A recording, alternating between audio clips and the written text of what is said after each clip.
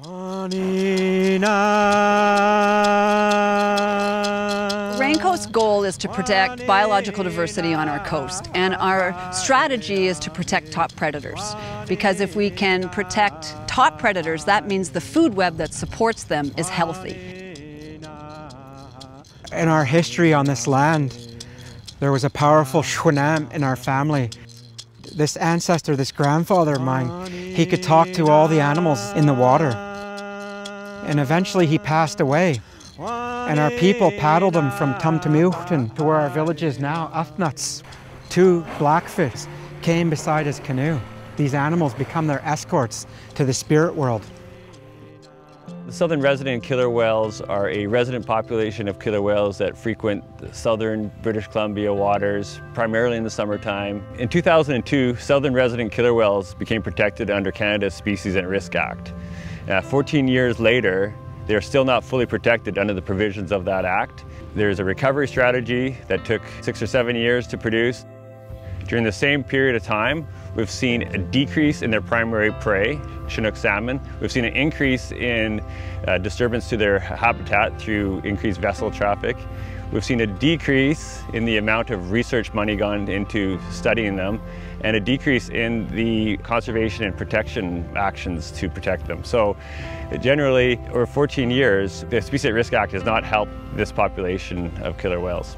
And our population viability analysis says that right now, these southern resident killer whales are on a fulcrum. They could either go one way towards recovery and rebuild, or they could go the other way, declining and towards extinction. One of the 3 reasons the southern resident killer whales are on the endangered species list is simply because of all the pollution that's in the water. We tend to use our oceans as a place to get rid of stuff that we don't want to deal with anymore. The analysis that we've done shows that if we were to increase the amount of Chinook salmon that they can eat and decrease the noise in the Salish Sea, that these whales could rebuild their population over time and recover. The killer whale is really representative of everything we do because it's at the top of the food chain and it's endangered, so it's kind of like the canary in the coal mine. At the end of the day, if we protect the killer whale and we help this species survive, we're helping all the other species in the Salish Sea survive as well. So when it comes to what can I do, I think that we have to look at this from 2 perspectives. There's what we need to pressure our government to do, and then there's the part that's about our individual choices. The way that we live on the planet and the unsustainable nature of the way we live on the planet when it comes to consumption and growth are all contributing to the decline in the quality of the Salish Sea. Right now, the action plan allows these projects that we know contribute to their decline to go ahead.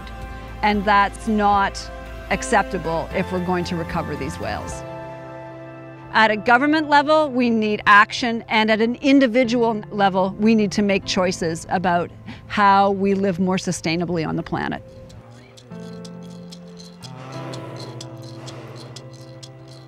We see the killer whale returning into Salish Quatqua, into Burrard Inlet, into Salewat. We see it as a blessing, and it gives us hope.